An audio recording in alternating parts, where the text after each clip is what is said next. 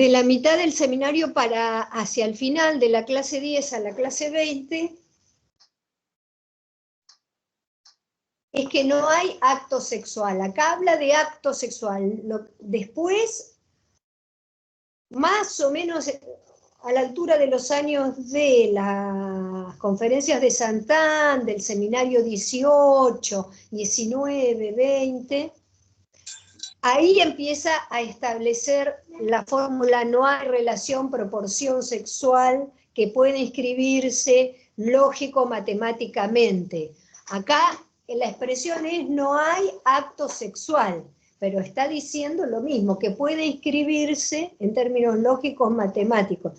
Y usa la proporción áurea, usa, digamos, un fenómeno de las matemáticas para dar cuenta de la imposibilidad de inscripción, porque el número que resulta de esta proporción, que da la proporción, es un inconmensurable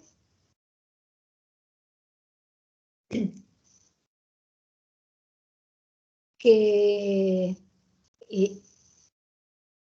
digamos, inscribe un imposible, o sea, no se puede escribir, pero es imposible terminar de inscribirlo, entonces es un imposible que se inscribe, pero no se inscribe totalmente. Entonces ahí está la idea de imposibilidad que él intenta subrayar en este interjuego de valores, que daría cuenta de que es imposible establecer que es un hombre y que es una mujer, que el acto analítico iría a contracorriente de esto.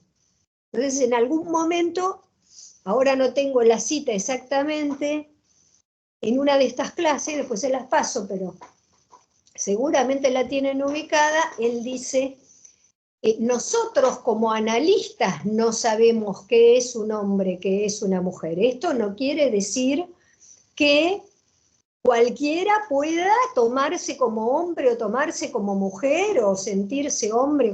Es algo así como un principio ético, digamos, ¿no? Del análisis, para el analista, el no saber qué es un hombre, qué es una mujer, porque eso no se puede escribir, es imposible de escribir. Entonces, el acto analítico iría a desarmar lo que se supondría en el acto sexual, que es que un hombre o una mujer se hace valer el uno para el otro. Y la proporción áurea demuestra que hay una falta en ese valor, que esa falta está representada o tematizada en que ese valor no se termina de inscribir. ¿Más o menos está la idea? Sí, sí. Sí. ¿Sí? Sí, sí. Al menos así lo interpreto yo, el curso de lo que va... De lo que va planteando en estas clases, que el curso, la dirección de estas clases van orientadas a circunscribir cada vez en términos más finos ese problema.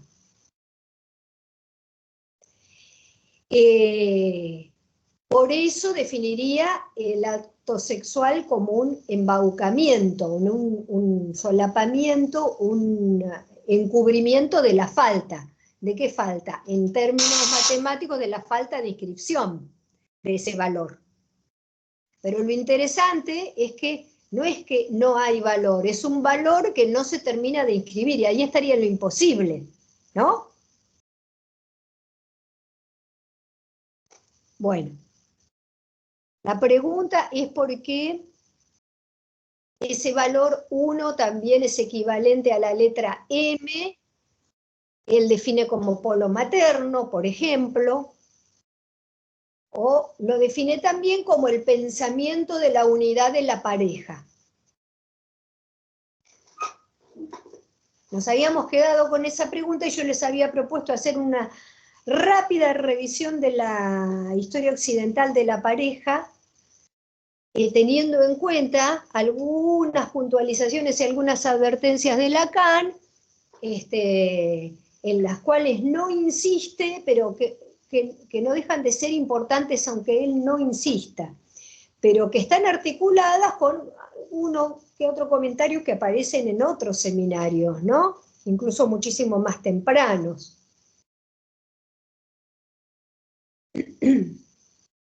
Algo habíamos comentado acerca de el mito de la creación de Eva a partir de la costilla de Adán en el Génesis, ¿no?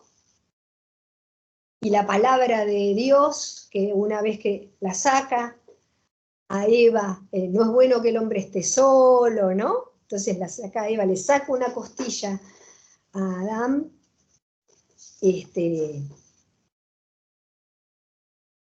y bueno, interviene sobre Adán y crea a Eva con el fragmento, esto está en la clase 18 de la versión de Paidós del seminario 14, y crea a Eva con un fragmento de su propio cuerpo, ¿no? Donde se revela ese fragmento de su cuerpo como una versión del objeto A, un fragmento del cuerpo del hombre, de ahí sale la mujer. Es interesante poner esto en tensión con lo que plantea en las primeras clases del seminario 16, 2 años después, en donde otra versión del objeto A, que no es más que una letra, como no es más que una letra, se puede leer en distintos contextos y obtener distintos sentidos, ¿no? Porque es lo mismo que X en una ecuación puede tener un valor, en otra ecuación puede tener otro valor.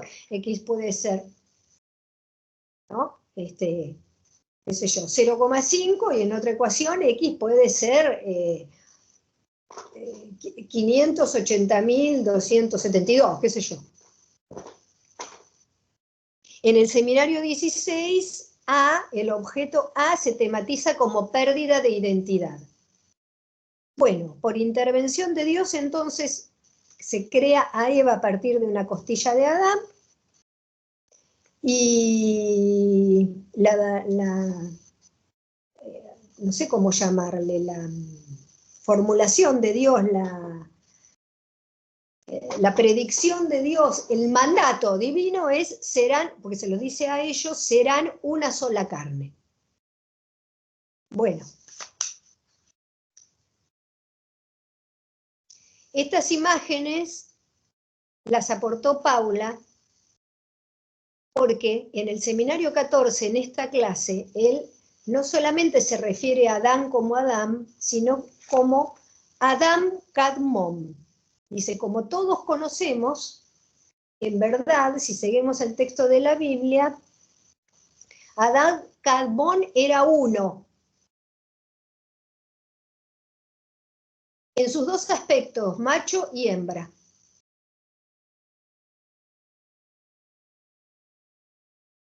¿Sí? ¿Paula? Sí, exactamente, sí. ¿Estás por ahí para aclarar un poquitito más de esto con Bompiani? ¿Lo tenés por ahí o no? Sí, sí, porque en lo que habíamos conversado el año pasado, ella establecía, no sé si se acuerdan, como dos creaciones distintas, y en esa primer creación ella sostiene esta hipótesis de que el Elohim, que es este Dios primero, es en plural. Entonces, cuando la Biblia dice que crea a Adán a imagen y semejanza, ella lo que está diciendo es que como el Dios es plural, este Adán es macho y hembra. Y porque en la Biblia, cuando hace referencia a Adán, lo hace en plural. Entonces esto es un poco lo que ella, digamos, se sostiene para consolidar esta idea de un Dios originario, masculino y femenino al mismo tiempo, y por tanto un Adán andrógino, que es lo que trae Lacan, que se apoya Lacan en donde Mari está haciendo referencia en estas dos imágenes para dar cuenta de eso, ¿no? De la masculinidad y feminidad en una sola figura. Dice que eran dos criaturas, dice Bompiani, en una. Estas imágenes son de distintos periodos. Una es una pintura, ¿no? Es un mosaico. Esta es la de San Pablo, creo, no recuerdo bien, que refiere Lacan, que es como un fresco. Un fresco, ¿no? La otra son como las, tienen un nombre particular, pero es la escultura en una iglesia, en una catedral. En esta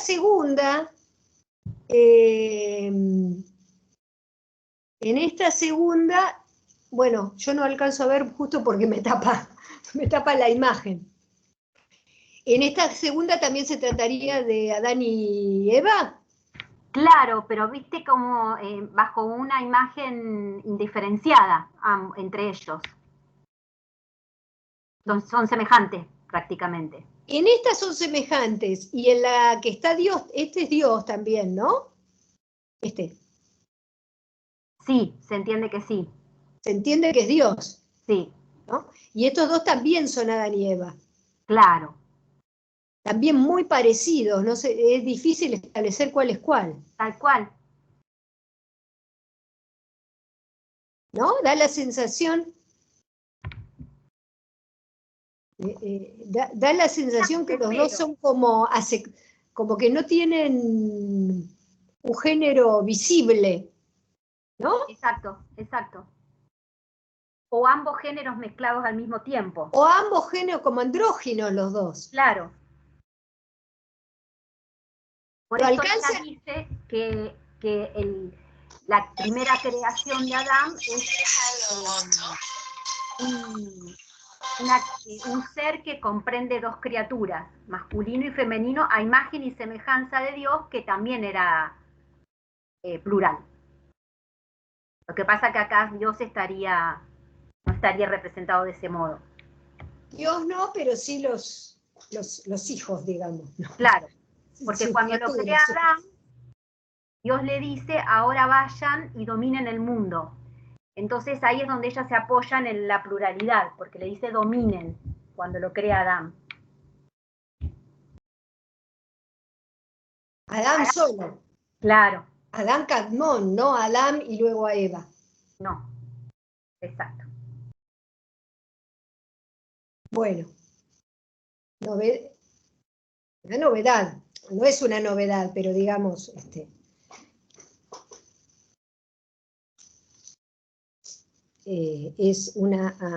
digamos, una versión muchísimo más cercana, digamos, a lo que podría ser una interpretación más detallada de las escrituras, que contrasta con la versión banalizada, la que todos conocemos, ¿no? Claro. Bueno, entonces, ya tenemos el serán una sola carne en este contexto. Yo les había comentado que este principio de una carne, con el cristianismo se transformó en un modelo de parentesco, de alianza, por lo menos desde la Edad Media, y involucraba una alianza no solo carnal, sino espiritual, lo que implicaba que en una sola carne, estamos subrayando el uno. Adán Cadmón era uno en sus dos aspectos, ¿no? Ahí tenemos el valor 1, y luego de la costilla tenemos el 1 y el objeto A. ¿Sí? Hasta ahí estamos. Fíjense el valor del hombre como 1 y la mujer como A. ¿Sí? ¿Cómo ya está repartido así en lo que propone Lacan? Bueno, este modelo de una sola carne, cristiano, medieval, implicaba que esta alianza era una alianza no solo carnal, sino espiritual, y que abarcaba no solo entre la esposa y el esposo, sino también la familia política, ¿no? Esa unidad era una unidad, si quieren, comunitaria. La pareja casada, se decía en el siglo XIII, era un solo cuerpo y una sola alma. Ya empezamos a escuchar cómo esta unificación se reitera en la cultura cristiana y judeocristiana, de lo que Lacan está elaborando como acto sexual o relación sexual, imposibilidad, inscripción de la relación sexual, imposibilidad del acto sexual, vale para la cultura judeocristiana. No vale, él ya nos aclaró, para otras culturas donde el sexo no tiene un valor central.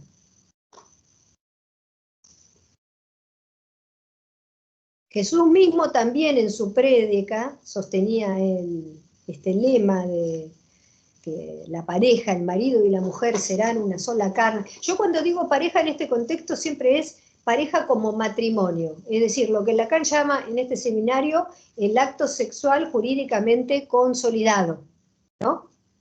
Le interesa la institución del matrimonio, no se está refiriendo a una pareja a secas. El decir de Jesús indicaba: no separe el hombre lo que Dios ha unido. ¿No? Serán una sola carne. No separe el hombre lo que Dios ha unido. El cristianismo va avanzando a través de los siglos y condena, por ejemplo, otras formas de parentesco como la poligamia y el divorcio, ¿no? Que estaba absolutamente institucionalizado en la Roma antigua, ¿no? Sobre todo en las clases aristocráticas, creo que ya estaba jurídicamente regulado. Y comienza a regir la prohibición de la adopción. O sea, otros modelos, otras modalidades de alianza y parentesco en Occidente empiezan vamos a decir así, a no predominar. Y el matrimonio, que después se transformó en un matrimonio basado en el amor, que de entrada no lo fue, no era precondición del matrimonio el amor, fue creciendo en detrimento de otras formas tradicionales de familia, propias de África o de India, como les decía, algunos basados en la poligamia, etcétera, etcétera. Entonces, ya los cimientos del matrimonio moderno empiezan en el siglo XIII,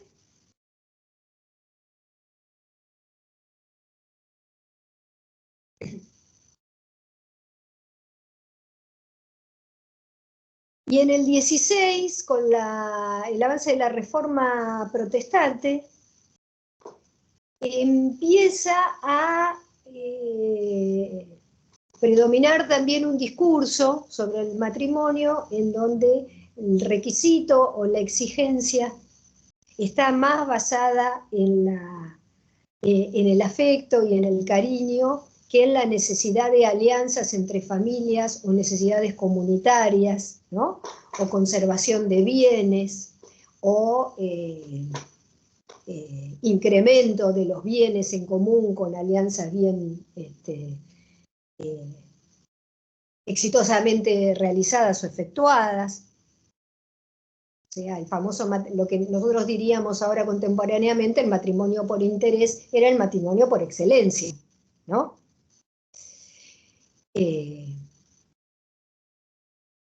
Pero bajo el paraguas de él serán una sola carne, una sola. Es en el siglo XVIII donde aparece el famoso modelo de las almas gemelas, ¿no? El matrimonio se introduce el requisito de que debe haber amor, debe haber esta condición, es condición sine qua non para un casamiento. Antes se consideraba, no era que la gente no se enamorara, los historiadores lo aclaran todo, no es que no hubiera, incluso que no hubiera amor entre las parejas que se casaban. No era que no hubiera el amor cortés, el amor ideal a la dama imposible de acceder, ya era un modelo retórico y literario desde el siglo XII, ¿no? en plena Edad Media todavía, Edad Media más tardía, pero Edad Media. Y era el amor prohibido, ¿no? No era el del matrimonio, era por fuera del matrimonio. Y se garantizaba que era amor justamente porque era por fuera del matrimonio, ¿no? Es decir, no, ninguna otra condición, ningún otro interés se mezclaba con ese amor idealizado, ¿no? De la retórica del amor cortés. Pero en el siglo XVIII, empieza en el XVI con la Reforma Protestante, en el siglo XVIII ya es precondición el amor de pareja para que un matrimonio se tome como tal, un matrimonio legítimo. Esto con el progreso del individualismo y la ilustración. Antes la gente podía enamorarse, incluso se podía casar enamorada, no con el amor de hermanos que de alguna manera suponía que tenía que construirse. La Iglesia cristiana lo que suponía es que el amor después se construía en la sociedad matrimonial, aparecía con el tiempo, ¿no? Con el solo hecho de compartir esa comunidad. Pero podía haber enamoramiento, lo que pasa es que no se consideraba algo lo suficientemente sólido para sostener una institución tan valiosa como el matrimonio. Bueno, en el siglo XVIII tiene que ser por amor, y aparece el modelo conocido de las almas gemelas, ¿no? La pareja como almas gemelas. Ahora, con el individualismo, el avance del individualismo, se trata de una elección privada entre dos personas, a diferencia de antes, que significaba nada más que un vínculo dentro de un sistema económico. Bueno,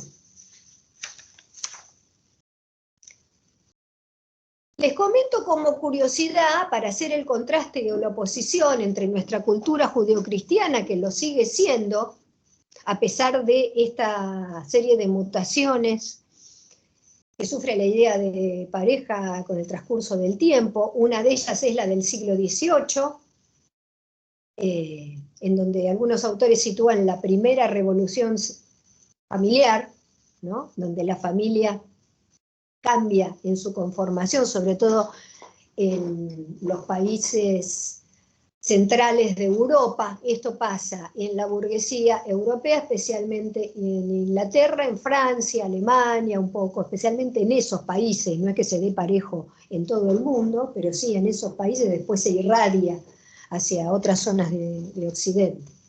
Para hacer un contraste bien grosso con lo que puede suceder en otras culturas, les comento algunas curiosidades, ¿no?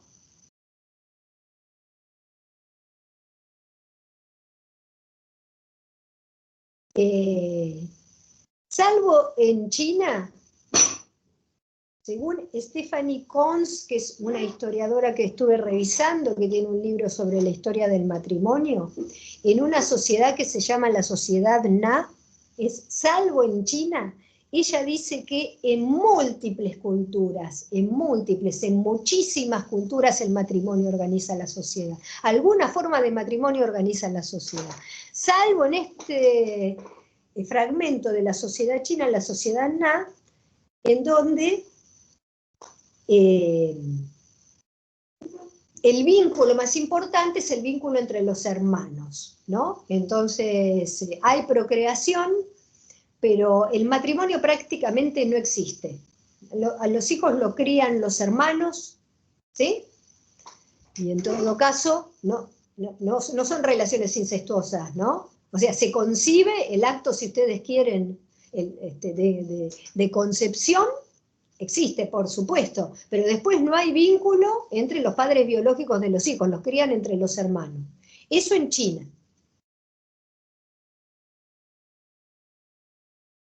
Esa sería una suerte de excepción para esta autora. Pero, por ejemplo, hay ejemplos en culturas chinas y también en cierto momento de la cultura sudanesa de Sudán, en África, que estaba establecido el matrimonio autorizado posible, podía ser con una niña, entre un hombre, un adulto y una niña, pero una niña de 2 años. Nosotros conocemos casos, porque salen en los diarios, que todavía hoy día en África y en Asia hay matrimonio con nenas de 9, en esta de 2 años, ¿no? O en otras culturas el matrimonio implicaba que la esposa pudiera ser esposa de todos los hermanos varones de lo que sería la familia con la que se casa, la esposa, en India, como las sociedades de la Kola y Huayputl del Pacífico noroccidental. En esta última, que no la voy a volver a pronunciar porque es muy difícil, cuando no se conseguía establecer el matrimonio entre, por ejemplo, una mujer de una aldea y un hombre de otra aldea, bueno, la casaban con el pie de otro individuo, con el pie. Fíjense el valor que tenía el matrimonio, o con el perro de la familia política. O sea, si no estaba disponible ningún hombre, bueno, cualquiera de la otra, digamos, de lo que vendría a ser la futura familia política, que era necesario establecer una alianza, aportaba el pie y se hacía una ceremonia con el pie. O con el perro. ¿Qué revela esto? Que lo más importante era la conexión entre linajes, no nada, pero en absolutamente nada que tuviera que ver con la función sexual, porque incluso cuando se establecía, si no me equivoco, en India, ya me perdí en cuál de estas culturas no occidentales, el matrimonio con los sudaneses creo que era, bueno, no recuerdo, después se los traigo bien, con una nena de 2 años, no era para tener relaciones sexuales con la nena de 2 años cuando tuviera 2 años, ¿se entiende? Después no sé qué pasaba, pero lo importante era establecer la alianza. La conexión entre linajes más que la función sexual o reproductiva. En algunos casos, también entre los chinos, directamente, por ejemplo, con un muerto, con un fantasma o un espíritu, ¿sí? ¿Se alcanza a establecer la diferencia? ¿No? Con la idea que tenemos nosotros de pareja o matrimonio, cómo está fuertemente solidificada sobre lo reproductivo y sobre lo sexual, al menos sobre lo sexual a partir del siglo XX y sobre lo reproductivo con el cristianismo, ¿no? ¿Se alcanza a percibir? Ahora no veo a nadie, así que no sé si me están escuchando. Sí. Gracias, gracias. Sí, Mari, sí. Bueno, les decía entonces, almas gemelas en el siglo XVIII, y paralelamente con Rousseau y Michelet se empieza a instalar la sacralización de la función de la madre y el cambio en la concepción de la infancia y en lo que Philippe Darrieux llama el sentimiento de la infancia, es decir, empieza a cobrar un valor positivo el niño. La familia establecida en función de la unión por amor, la libre elección, que ya el consentimiento ya desde el siglo XII era una condición, ¿no? Que las parejas consintieran en la unión. Antes no, antes se los obligaba a casarse y no importaba si querían, si no querían. Lo que pasa es que en realidad esto estaba establecido, vamos a decir, por la institución eclesiástica, pero se lo seguía obligando, las familias seguían obligando a sus hijos a elegir determinada esposa, con el correr de los siglos recién esto se fue vamos a decir, debilitando, y empezó a hacer cada vez más la consolidación de un acto matrimonial, a depender cada vez más de la libre elección de cada uno de los individuos. Muy bien. En el 19, en la época victoriana, que es el contexto de Freud, esto es lo que me interesaba subrayar, después de que en el siglo XVIII el modelo fuera la alma gemelas, la pareja compañera, la idea de que tenían que acompañarse,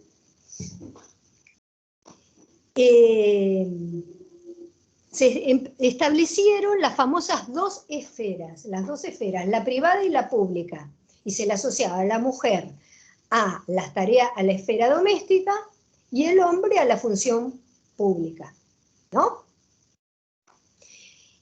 En el siglo XIX, y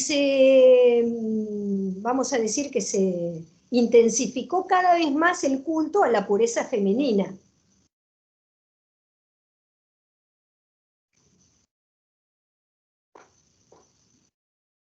Las mujeres pasaron del amor a Dios al amor romántico, y como respuesta y reacción a la pureza femenina surgió la histeria. Es muy interesante porque en este siglo, que es donde surgió Freud, Havelock Ellis, se empezó a hablar de lo que Foucault llama la incitación de los discursos, se empieza a hablar de la sexualidad en los consultorios médicos, por ahí sale Freud. Se inventa el vibrador, el consolador, y los masajes uterinos. Los masajes uterinos no eran más y menos que la masturbación. Iban las mujeres con problemas, con malestares en la zona. Mira, ahí se interesaron todos. Estoy viendo nada más que hacer la cara de Fernanda, pero se me ocurre que los demás deben tener toda la misma cara. Iban las mujeres, y es re interesante porque hay grabados de esto. Iban las mujeres al médico, ¿no?, a que las calmaran por los malestares que tenían en la zona de ahí abajo. Entonces los médicos se metían la mano entre todos los tules que tenían. ¿Vieron las ilustraciones, incluso las fotos en la época de Freud, de comienzos del siglo? Y le hacían masajes y las calmaban, ¿no? Masaje uterino y vibrador salieron en la época de Freud. Esto es como contraparte la histeria, ¿no?, con su fenómeno corporal, como contrapartida de este ideal de la pureza femenina, el siglo XIX, época victoriana. Todo esto siempre estamos hablando de la clase burguesa europea. ¿Por qué me interesaba hacer hincapié en este modelo, digamos, de pareja? Porque acá se consolida la idea de una naturaleza propia del hombre y de la mujer, en la división de las dos esferas, ¿no? Lo que dicen los historiadores es que lo que se empezó a buscar es algo así como una pareja que representara el ideal, ¿no? Y se consolidó también la idea de que cada sexo está incompleto sin el otro, ¿no? Cada sexo está incompleto sin el otro, la media naranja. Entonces se buscaba a la mujer como representante de su sexo. Cada género aportaba lo que le faltaba al otro. Entonces se fueron instalando cada vez más fuertemente estereotipos de género, que parece que antes no cursaban de ese modo. Ser un hombre era una presión constante sobre el varón, ser un hombre. Y bueno, por supuesto que el modelo de la mujer en su pureza ideal trajo como consecuencia estos otros fenómenos que recién les comentaba. Entonces, como reacción a esto, aparece el feminismo con el discurso de la mujer nueva, casa de muñecas, de Ibsen, ¿no? La mujer que se revela, que se va, que rompe con la domesticidad. Y ahí aparece Freud, Havelock Ellis y todos estos autores, ¿no?, que terminan trabajando en los consultorios con el surgimiento de estos nuevos discursos. Ahora, recién en el siglo XX, que es el siglo de Lacan, recién ahí se suma a la exigencia del matrimonio por amor la exigencia de que confluyan el sexo y el amor en el matrimonio. Antes no existía. Entonces, ¿qué pasa? Empieza a haber más divorcios, porque es cada vez más difícil, cada vez más exigencias que cumplir, ¿no? El matrimonio debe ofrecer gratificación sexual, intimidad personal y autorrealización. Y más o menos a la altura de 1950, bueno, y otra cosa muy importante, que se empieza a exigir la independencia y la distancia de la familia extendida. Hasta en la época de Freud, hasta el siglo XIX, era común que se viviera con la cuñada como vivía Freud, ¿no? Con algún hermano soltero, con los abuelos, ¿no? Ahora, siglo XX no, hay que independizarse, casa aparte, el casado casa quiere, ¿no? Independencia de los hermanos también, no convivencia con la familia ampliada. Pero en 1950, a pesar del avance del feminismo, con el discurso de la mujer nueva de comienzos de siglo, ¿no? Las sufragistas, etcétera, etcétera, hay como una especie de vuelta en donde se profundiza la idealización y la sacralización de la madre que había comenzado ya en el siglo XVIII con Rousseau, ¿no?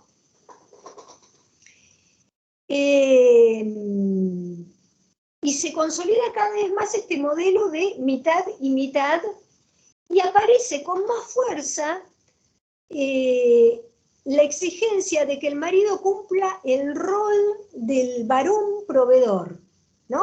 Cosa que para nosotros, bueno, ahora todo el feminismo está recontra cuestionando esto, en la cuarta oleada, en la quinta, no sé en qué oleada va, pero no es tan viejo.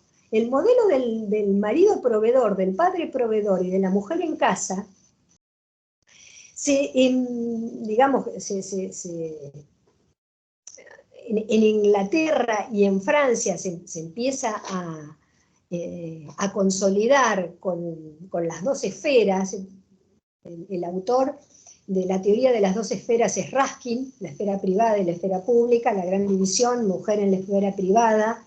La mujer es el refugio afectivo para el hombre que sale a trabajar y se enfrenta con las exigencias de la sociedad industrial.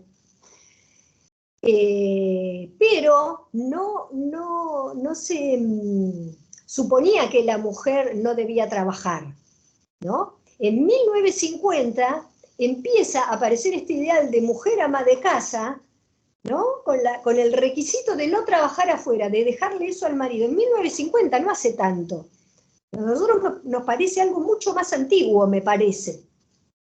Subrayo esto porque el valor que se empieza a enarbolar en 1950, después de las dos guerras mundiales, después de matanzas y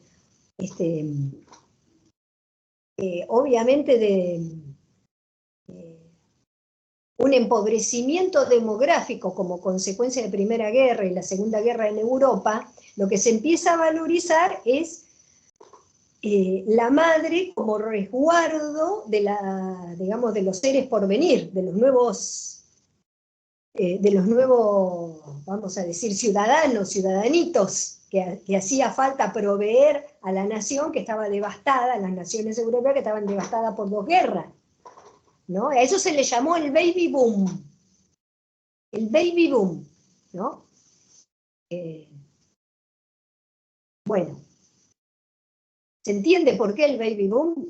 Porque lo más deseado era un bebé.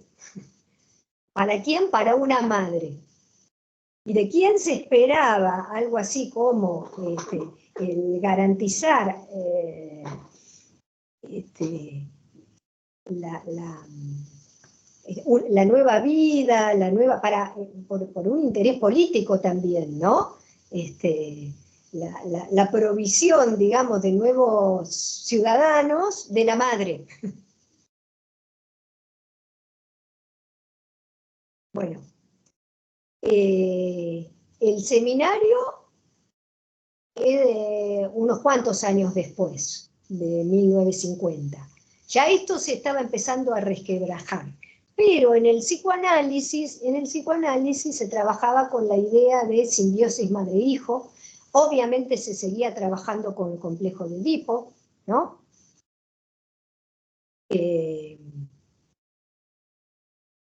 se seguía suponiendo que, sobre todo para el varoncito, el primer amor era la mamá.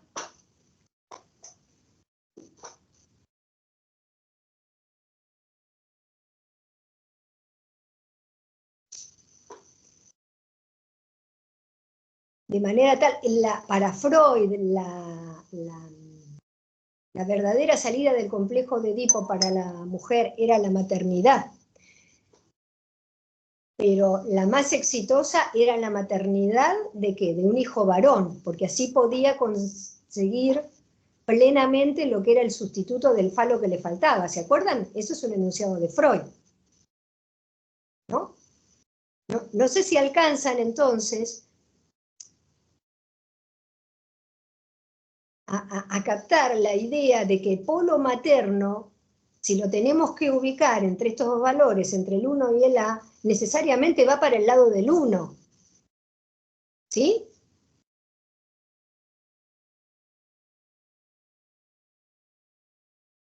Sí, Mari, sí.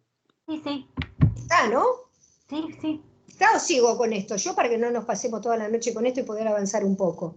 ¿Por qué va para el lado del 1? Está sacralizada.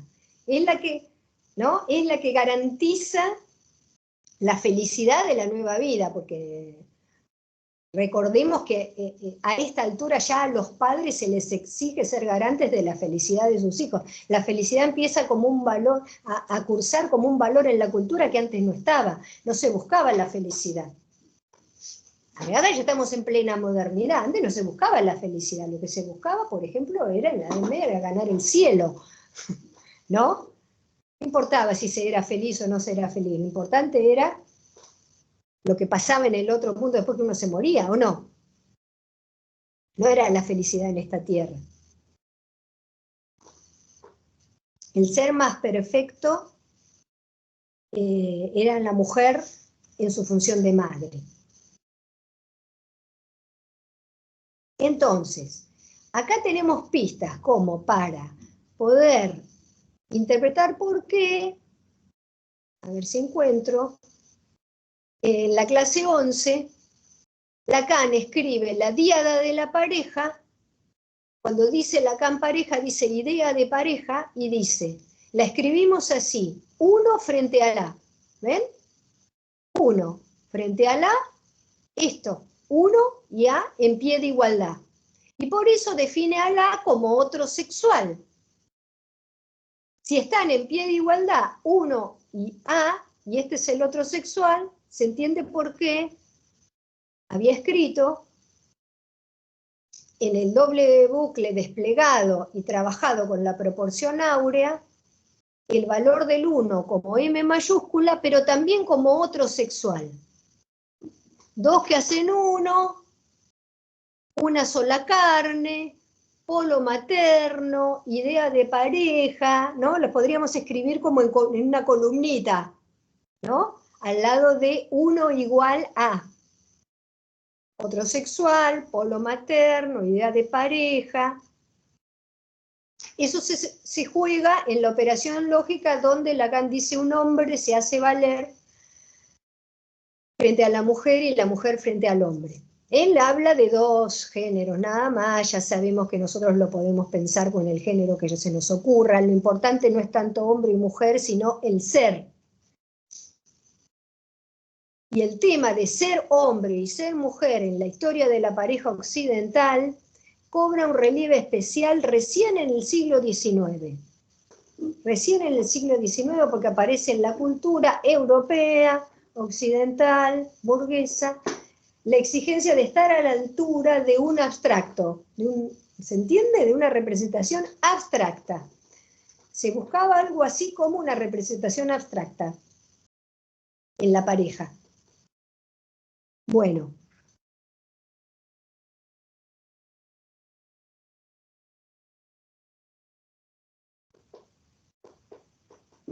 Ahí están los valores, entonces el A como polo materno, y ya lo habíamos visto la vez pasada, la pareja productora de A minúscula como residuo, desecho de la historia, ¿no?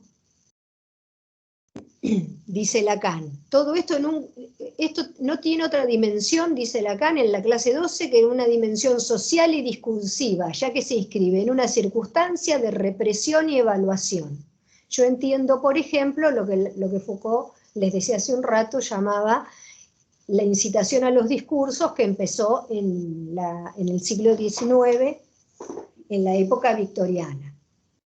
Considerándonos, como dice Foucault en la historia de la sexualidad, nosotros como victorianos también. A nosotros nos quedan rasgos victorianos. Entonces, la pareja productora de A no es el señor y la señora, ¿no? Sino es lo que ocurre en una cadena significante donde se produce un interjuego de valores, ¿no? Por ejemplo, esa cadena significante puede tener ciertos efectos de significación que den cuenta de cierta idea de pareja, que se puede escribir como uno.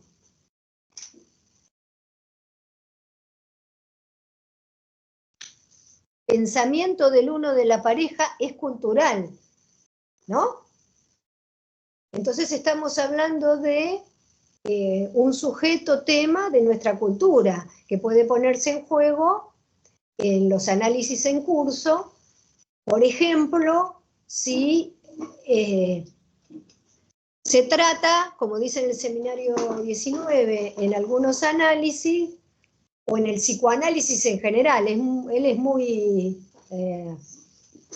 digamos, contundente en esto. Yo diría algunos análisis, pero él dice en el psicoanálisis en general, se trata de lo que corrientemente se entiende como hombre y lo que corrientemente se entiende como mujer. Entonces, lo que corrientemente se entiende como hombre y se entiende como mujer puede llegar a tener el valor 1 si está jugando en esos casos, en algunos de los casos que nosotros podemos atender, si queremos ser un poco menos arriesgados que Lacan, el pensamiento del uno de la pareja, ¿no?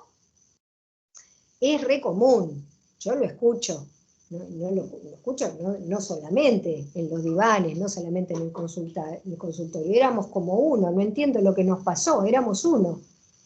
Yo no sé si no lo escuchan ustedes, yo lo escucho mucho, éramos como uno. La otra vez me contaba una paciente de una pareja que ella conocía, que se murió el hombre, el marido, y todos los allegados sabían que tenía, no otras. Y la mujer lloraba en el cajón y decía, éramos uno. Bueno,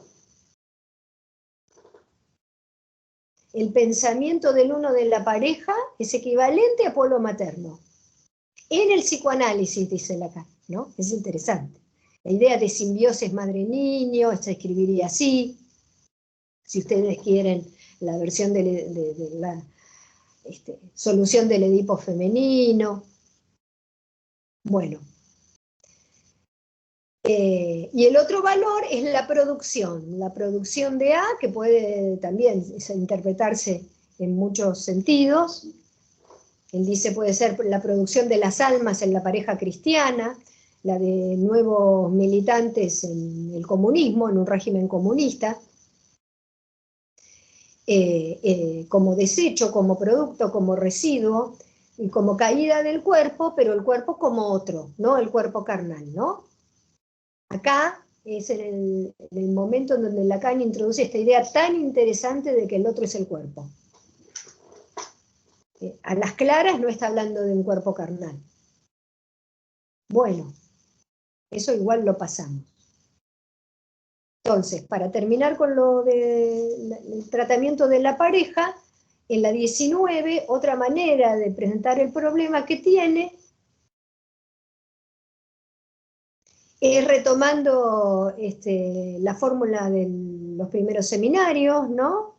Extraída de la lógica de Hegel, tú eres mi amo, tú eres mi mujer, ¿se acuerdan?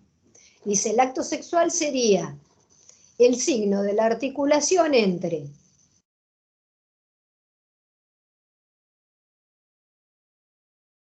sería dos posiciones, ¿no?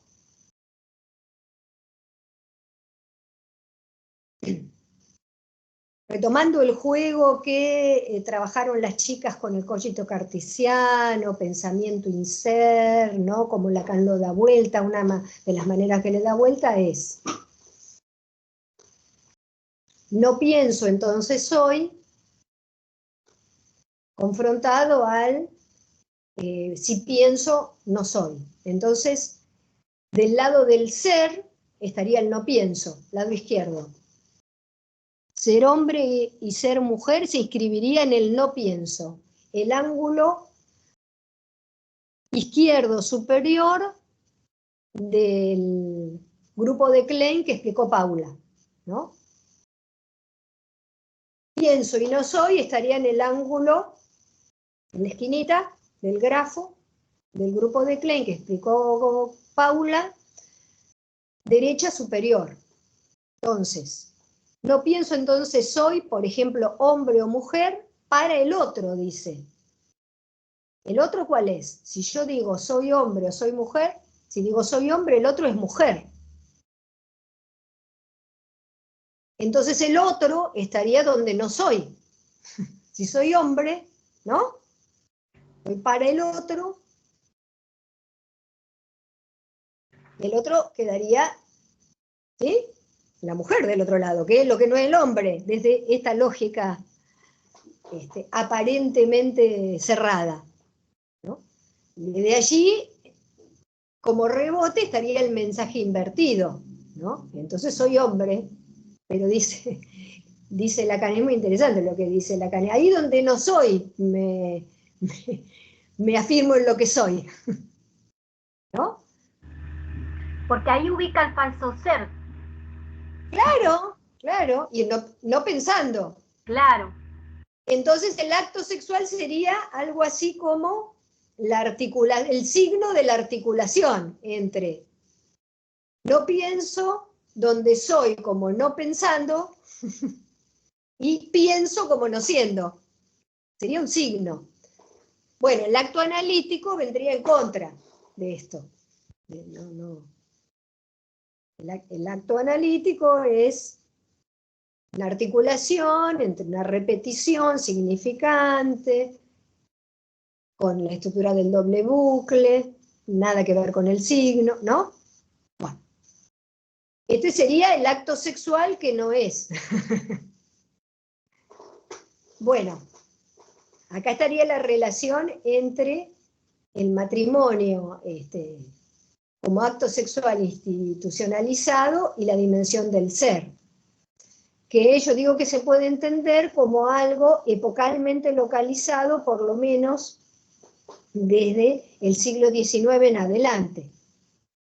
Y ahora, con la habilitación del matrimonio igualitario, el intersex, todas las derivaciones que tiene la diversidad de géneros, etcétera, etcétera, estas articulaciones pueden funcionar tranquilamente, no hace falta pensar en términos de hombre y mujer.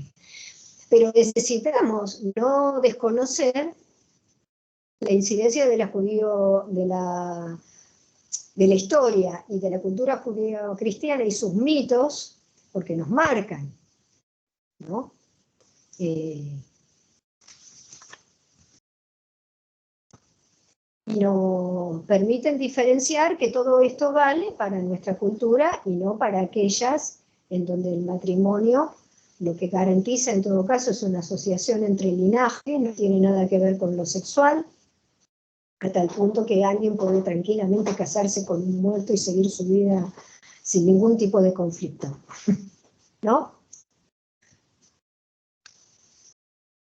Bueno, tenemos 10 minutos para la otra vertiente que les quiero traer, de acto sexual, acto analítico. Sí. Sí. Sí, dale, María. ¿Estamos o están muy cansados? Cansades. No, está bien. No. ¿Sí? ¿Se puede seguir esto o es mucho, No, está mucho buenísimo. lío? Bien, está bárbaro. ustedes me mienten para que yo me quede tranquila. Bueno, No, el caso no. es- Es mentira, no. Tenemos la impresión de que entendemos. Yo tengo la impresión de que no, por eso me preocupa mucho. Bueno, ¿se acuerdan que yo les había planteado a la entrada que al menos en estas clases se pueden tener en cuenta 3 no hay de Lacan? No hay relación sexual, no hay universo de discurso. No hay acto sexual, no hay universo de discurso. No hay universo de discurso, lo trabajaron Claudia y Paula a la perfección. No hay iniciación, aparece en el seminario 23, versión crítica de Rodrigo Asponte, la clase del 29 del 12 del 75, y en los nombres del padre, seminario 21, en las clases 11 del 12 del 73 y 18 del 12 del 73. Yo voy a citar un trabajito que hicimos con Paula Castelli hace muchos años, que se llamaba La nominación como herejía lacaniana, en donde lo que nosotros advertíamos es que esta fórmula, no hay iniciación, la pone en serie con no hay relación sexual. Dice, no es lo mismo, pero la pone en serie. Si ustedes buscan el diccionario de la Real Academia, conocimiento, entre todas las acepciones que tiene, es tener relaciones sexuales con alguien, ¿no? Esto está en la Biblia, van a ver que aparece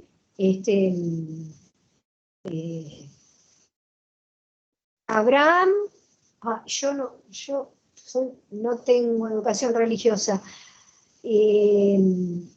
Estoy inventando. Abraham conoció a Sara.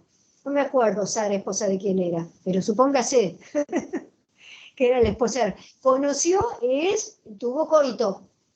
Es tener relaciones sexuales. O el famoso dicho de conocerle la cara a Dios o algo así, ¿no?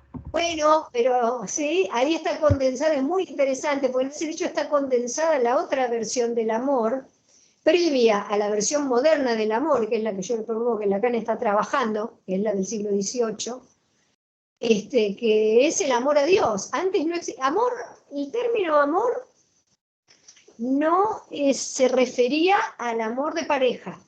Era, en la Edad Media, amor era a Dios, por excelencia era a Dios. Y a los vecinos. Después empezó a ser amor entre hombre y mujer. No me acuerdo exactamente, lo tengo fechado y tengo anotado en los apuntes, pero no lo traje acá. No lo tengo fechado exactamente, pero es la diferencia entre Edad Media y modernidad.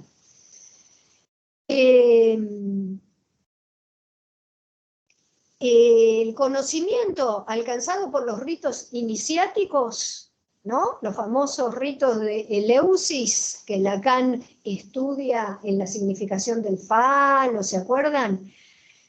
Con el fresco ese de la doncella que le dan un latigazo justo cuando en la ceremonia están develando el falo de Dioniso, ¿no? Significación del falo, la referencia del falo.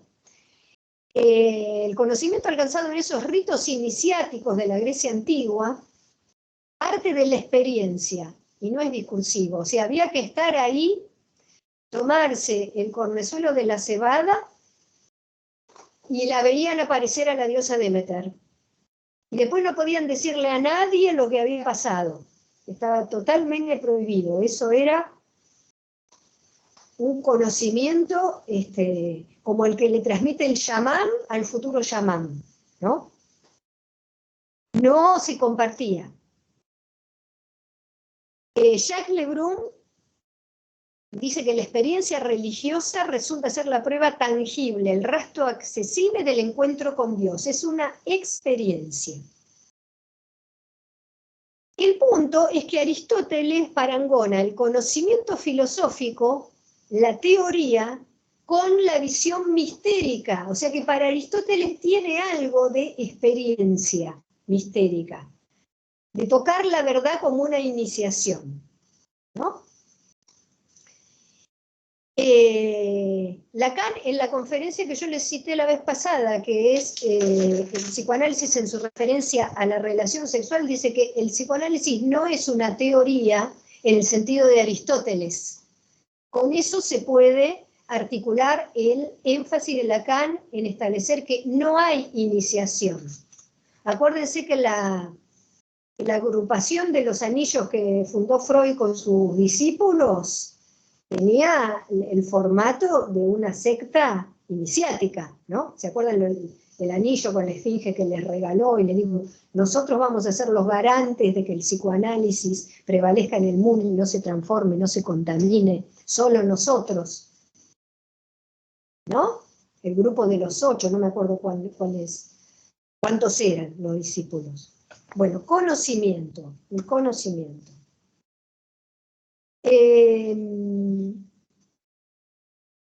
¿Se acuerdan el acto analítico como doble bucle, no? Bueno, en tensión con el doble bucle del acto analítico, Lacan plantea en estas clases el famoso caso de los sesos frescos de Cris. Bueno, estamos después le digo en qué clases exactamente, el 1 de marzo del 67, en Estaferla es la lección 13 y en la edición de Paidós es la clase 11,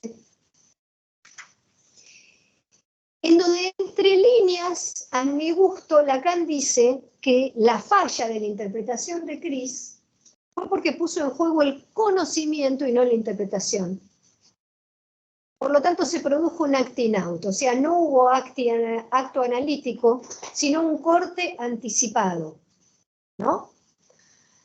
El 8 interior le llamamos corte, tiene la estructura de corte, ¿no? Porque corte en topología es cierre, no solamente porque si hacemos una banda de movido falsa de papel con 2 dimensiones y la cortamos, hacemos un 8 interior. Sino porque corte es cierre, es un bucle, una línea cerrada de Jordan.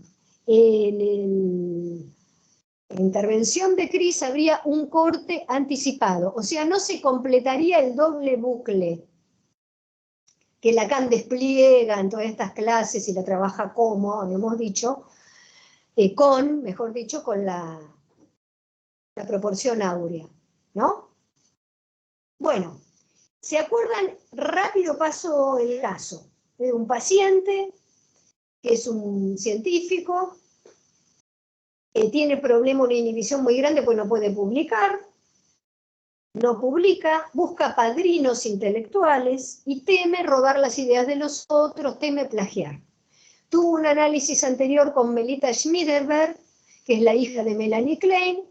Melanie Klein publica este caso, Melita Schmiderberg publica este caso, interpreta que lo que predomina en el caso es el canibalismo oral, es un paciente que de chico robaba libros y robaba golosinas, y de grande roba ideas. Es la idea que tiene este paciente, entonces está inhibido, detenido, no puede publicar su tesis.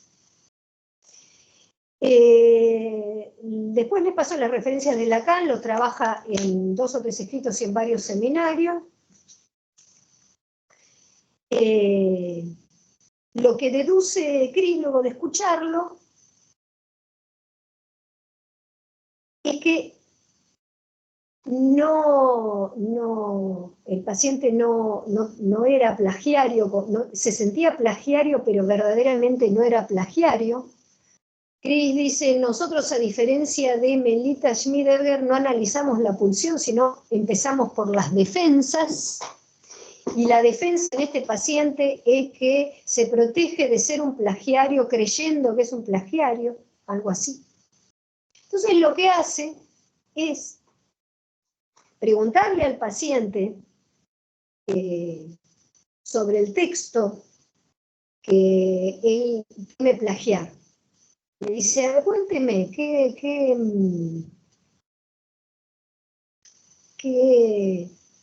¿Qué idea es la que usted cree que está robando? Porque él tenía un colega al que admiraba mucho y el que compartían sus ideas, etcétera, etcétera.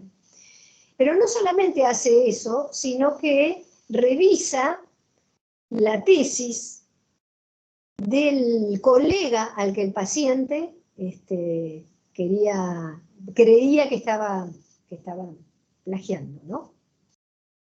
Y entiende Cris que nada, que al contrario, que el colega había tomado ideas del paciente, ¿no? Bueno, ahí es donde se produce la famosa sesión, donde en realidad la intervención de Cris, la teoría de Cris le dice que él lo que hace es proyectar sus ideas en figuras parentales, ¿no? Por eso busca padrinos, que está identificado con su papá, que era un científico frustrado que se consideraba fracasado, hijo de un padre, o sea, el abuelo del paciente.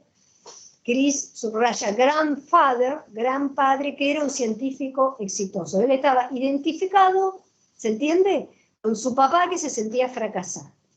Aparecen otros materiales, recuerdos de la infancia. La cuestión es que la interpretación, el texto, el enunciado de la interpretación de Cris es: solo las ideas de otros son interesantes, solo ideas usted puede tomar, le dice al paciente.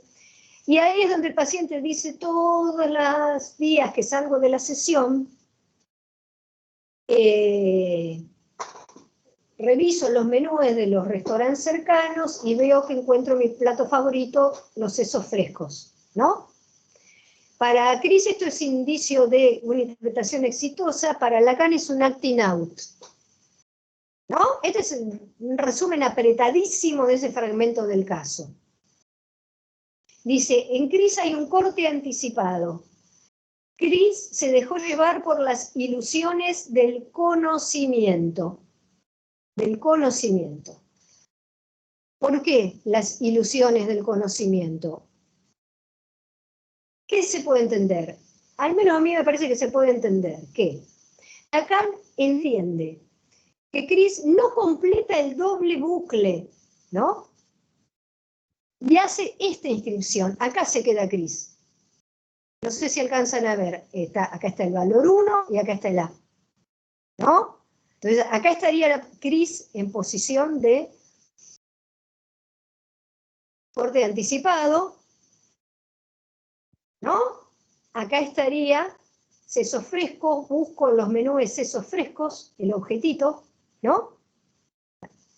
Es la respuesta del paciente. ¿Me siguen en lo que es la secuencia del caso? No completa el doble bucle. Apunta al ser. La intervención está orientada, por más que parezca una intervención incluso piola, porque le dice: solo las ideas de otros son interesantes, ¿no? Pero ¿qué está pensando Cris en su teoría? Que el paciente no es plagiario, porque él lo verificó, preguntándole al paciente qué decía el colega, qué decía él, e incluso fue a buscar en la biblioteca. Hay varias versiones del caso, Lacan. Lacan a veces lo transforma, lo transgiversa, dice que Cris salió volando a buscar el libro en la biblioteca. En realidad le preguntó al paciente: ¿qué dice su colega? ¿Qué dice usted? Y saca la conclusión de que el plagiario es el otro. ¿Se entiende? Bueno, fíjense que acá la cuestión del ser no tiene nada que ver con el género. Usted no es plagiario. Listo, sonó. ¿Qué hace? El acting out reinstala el tema. Dice: todos los días cuando salgo de la sesión voy a buscar mi plato favorito, ¿no? ¿Qué está diciendo ese acting out? No, esa interpretación, eso, ¿no? Eso no va. Lo que usted me dice no va. ¿Sí? Entiendo yo. Es como si estuviera diciendo: bueno, no, sí soy plagiario. Se entiende que se queda en el registro del ser, el texto del asunto tal cual se trabaja en este caso. Estas son las ilusiones del conocimiento. Entonces, fíjense que lo inscribe en los mismos términos que inscribe lo que llama el otro sexual, acá, un 1. ¿Sí? Acá no habría acto analítico, no había corte doble con la estructura del 8 interior. Habría un corte anticipado. Haría falta darle otra vuelta a esto. ¿Sí? ¿Hasta acá vamos? Bueno.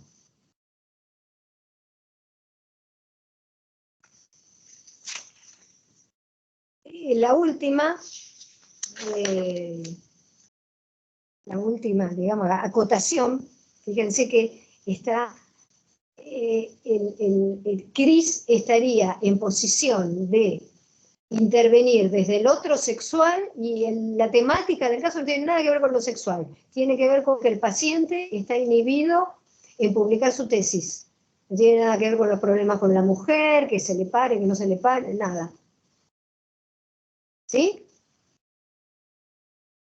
Y Lacan lo escribe, acá yo no lo puse bien porque pone el 1 y acá abajo, fíjense, después revisen la clase 11, abajo del 1 pone a otro sexual.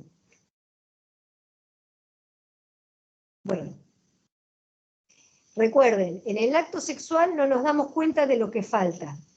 Dice, en la clase esta que les estoy citando, del 1 de marzo del 67, esta es una posición de pura subjetividad. Las ilusiones del conocimiento están al nivel del delirio del pensamiento del yo, del ser, del no pienso. Y eso es pura subjetividad. Y dice, lo relaciona, fíjense qué interesante para pensar las fórmulas de la sexuación que elabora más adelante, con la posición masculina. Dice esto, y lo dice bien, como hace él, a lo bestia, dice, esto, dice, es un discurrir de la pura subjetividad de macho, ¿qué es? Fíjense, si vamos otra vez a lo que banalmente se entiende como sexual, que es lo genital, dice, porque es de macho, por eso dice macho y no dice hombre, ¿no? Digo yo. Es lo que ocurre, dice, con la detumescencia. Porque en la relación sexual, dice la detumescencia, el pene puede simbolizar la eliminación del resto. Es decir, tomar un menos por 0. Un menos, porque es distinto, -1 que 0. ¿No? Entonces, la posición de la pura subjetividad del yo, el delirio del pensamiento del yo, que dice que es de macho porque el pene la puede simbolizar. Pero no porque el macho tenga pene, sino porque puede ser una manera de que se simbolice, ¿no? Bueno, el delirio del pensamiento del yo estaría en el costado del no pienso. Y las ilusiones del conocimiento estarían desde ese costado, ¿no? Por lo tanto, acá el analista no estaría en posición de A, sino estaría en posición de otro mayúscula, que también se podría entender como otro sexual, como 1, en lo que él llama la perversión. Analista en lugar de padre también, si lo queremos hacer como más, más transparente, ¿no? Más entendible. Bueno. Eso es lo que yo pude más o menos interpretar hasta ahora. No digo que no haya otra interpretación de estas páginas de Lacan, pero me parece que es interesante pensar, ¿no? Que él está tematizando a la vez el uno de la pareja, el acto analítico, y entre otros recursos que toma, porque también toma sadismo, masoquismo, aparece el acting out y lo escribe con el mismo álgebra, digamos, con las mismas letras que escribe la imposibilidad del acto sexual, ¿no?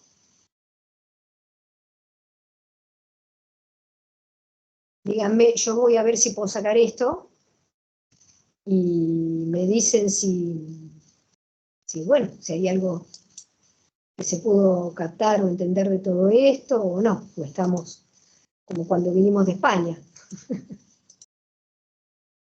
Yo ya pararía acá, es muy tarde, díganme ustedes.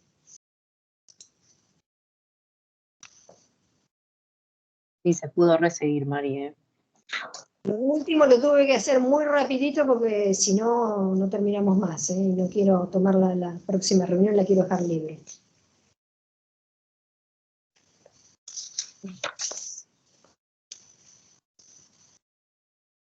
O sea que padre quedaría en la línea y madre también, la M, en el lugar del otro sexual, del uno.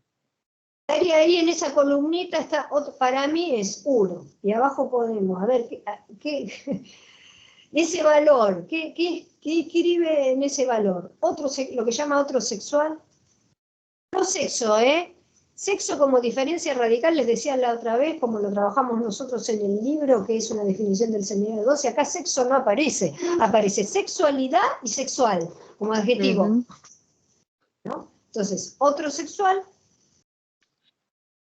en la pareja almas gemelas, uno frente a otro en pie de igualdad está uno, y otro sexual que tiene valor de 1. El analista, como A mayúscula, como si ustedes quieren padre, perversión, también en lugar de 1.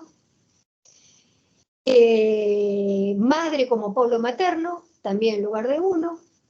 Pensamiento del uno de la pareja, también en lugar de 1. Y siguen los nombres. Ustedes pueden poner lo que quieran ahí. Esto es lo que se le ocurre poner a Lacan en estas clases. ¿No? Después está el juego que veíamos la vez pasada del valor 1 con A y la proporción, ¿no? La repetición, ahí hay una repetición. 1 sobre A y la repetición, ¿cuál es? 1 más A sobre 1, ahí está la repetición. Por eso es el despliegue del doble núcleo. Todo esto no tiene nada que ver con las personas, tiene que ver con valores que se puede pensar que operan en la cadena significante cuando tiene esta estructura. Se puede establecer si hubo o no acto analítico, se puede escribir, por ejemplo, un acting out. Esto aclara mucho, si quieren leer la última clase de seminario, está bárbaro, porque aclara mucho la diferencia entre análisis y sugestión, ¿no? Y cómo lo que él llama perversión, que predomina el valor 1, se puede poner en juego en análisis conducidos según la regla de la asociación libre, donde lo que se busque es hablar, ¿no? Dice, si el paciente habla, sí, está bárbaro, puede seguir hablando, pero ahí no estamos hablando de análisis. Puede seguir hablando. Hace falta, y ahí estaría el analista como Cris, en función de padre, por decir una figura de autoridad, de saber, ustedes quieren lo que después tan finamente se trabaja como problema del sujeto supuesto de saber, ¿no? En la figura del analista, etcétera, etcétera. Claro, en relación al acto analítico, me parece que tiene que ver con esto que vos decís, Marinés. En el 16, con respecto al hacer hablar como de la asociación libre, un poco como para ubicar el lugar del analista, dice que en realidad ese lugar de otro es como un lugar como de razón suficiente que se produce como sin que nadie lo ocupe en realidad, que la invitación es como a decir, supongamos, lo que alguien piense que sería cualquier cosa, pero que siempre opera como un principio de razón suficiente, y en lo que yo entendía, que no es necesario que el analista, digamos, se ponga ahí, que de hecho sería un problema que el analista esté en ese lugar de uno u otro, porque eso sería algo que se produce solo, ¿no? Pensando un poco en Sí. la lógica del acting, ¿no? Exactamente, lo que pasa es que la paradoja es que hace falta que alguien esté ahí, porque si no se empieza nada. Claro. Sí, pues si no está, si es un semejante con el que me voy a pelear, pero en el análisis propiamente dicho, eso ya tiene que haberse corrido. Estaba buscando a ver si puedo encontrar exactamente la cita, la diferencia, ¿no? En relación a lo que decís, Rosel, el paciente pone al analista en posición de sujeto supuesto saber. Una posición falsa, dice Lacan. El analista está en posición inestable, pues necesita que esto esté de entrada para que empiece a funcionar. Tiene que rectificar los efectos de esa suposición hecha por el sujeto en nombre de la verdad. Claro.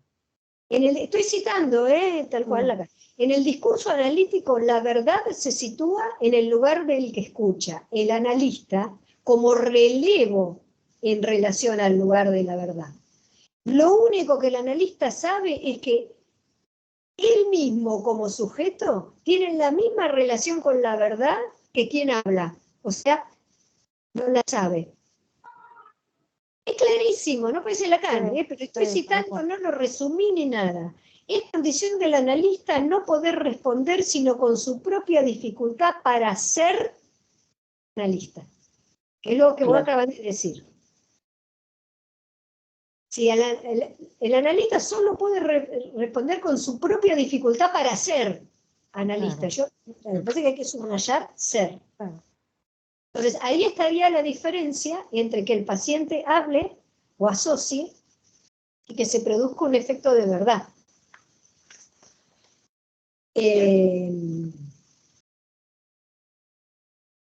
La reformulación de la regla analítica que propone es: basta que usted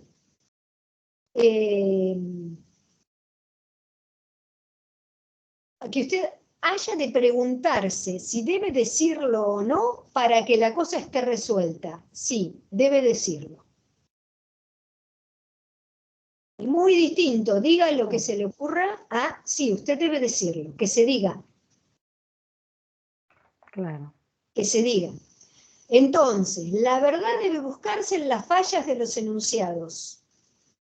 El discurso analítico está sometido a una ley, solicitar que la verdad hable. Esto no tiene nada que ver con la asociación libre. O sea que el paciente sigue hablando, nada. Esta es la reformulación de la regla analítica. No es diga lo que se le ocurra por la cabeza, sino si usted se pregunta si debe decirlo, la respuesta es sí.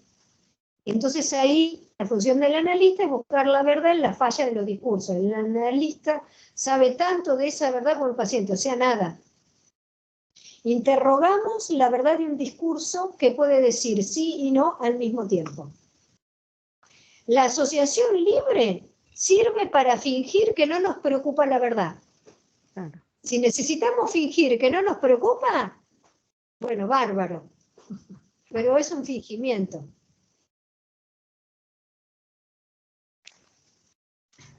Perdón, Mari, la referencia no reparé. ¿En qué clase es? De la clase 20 del seminario 14, la última. Eso hace toda la diferencia con la ilusión del conocimiento que vos situabas en Cris, donde... Conocimiento, claro. Cris fue y corroboró a ver. Claro. Fue a buscar la verdad, digamos. Sí, incluso si dejamos de tener en cuenta lo que se hizo más famoso es que Cris fue a la biblioteca y leyó el libro. Supónganse que eso es porque se discute, hay distintas versiones, ¿no? Lo que sí seguro hizo es preguntarle al paciente, ¿qué dice su colega? ¿Qué dijo? Por ahí no hace falta tener en cuenta que fue y leyó el libro y dijo, no, este colega en realidad lo copió a mi paciente. Es que él interpreta, ¿no? Con lo que escucha, o supóngase con lo que lee en el libro, que el plagiario es el otro. Sí, de cualquier manera, digamos, el problema que alojó era si es o no es el plagiario, que es como un asunto con la verdad. Esa es la maniobra. Claro. Conoció en el sentido de hay relación sexual. En ese sentido. En el sentido de lo que es teoría para Aristóteles, que está emparentada con la experiencia mística. La intelección para Aristóteles es que la esencia que está en el objeto, que para Platón estaba en el dominio de las ideas, para Aristóteles está dentro del objeto, de la sustancia, ¿no? Y el intelecto agente lo que hace es, cuando conoce, es conectar la idea del intelecto agente, ¿no?, con la esencia de la sustancia. Se produce un matrimonio ahí.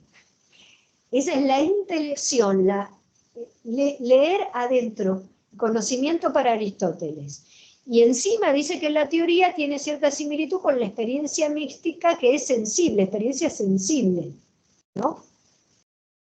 Ahí lo tendríamos a Cris, si ustedes quieren, leyendo el libro. Pero si nos imaginamos a Cris simplemente haciendo un cotejo con lo que el paciente dice, no, porque en el libro de mi colega dice esto, y yo me copié porque digo lo otro, y Cris dice, no, usted no es plagiario, no está copiando nada. Sí, sí, es como que alguien venga a consultar con el problema de que es, no sé, que es un tonto y porque el otro lo hizo sentir de tal y cual manera, y decirle, no, el tonto no es usted, el tonto es el otro, que ¿no? Es como quedarse atrapado en...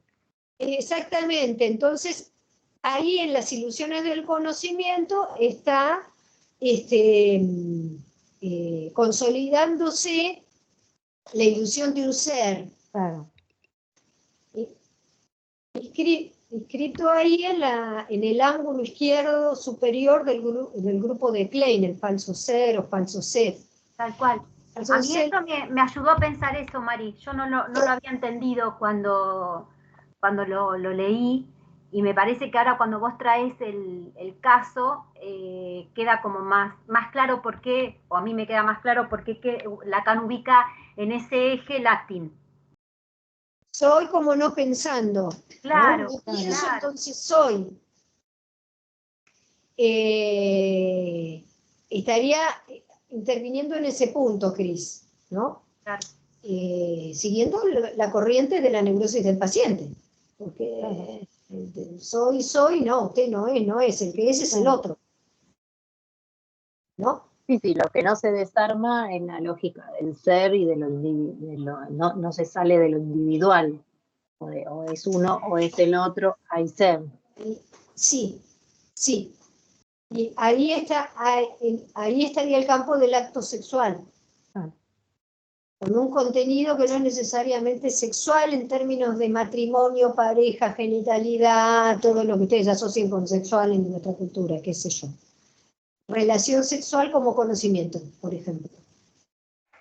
Y a mí se me ocurría, que lo habíamos revisado con Paula en su momento, que ahí podía estar con esta fórmula que repetía Lacan en esos seminarios, no hay iniciación, podría estar condensando eso. ¿Por qué necesita decir no hay iniciación? Dice cosas tan raras Lacan, que dice, ¿para qué dice esto? ¿Por qué lo dice 2 o 3 veces no hay iniciación?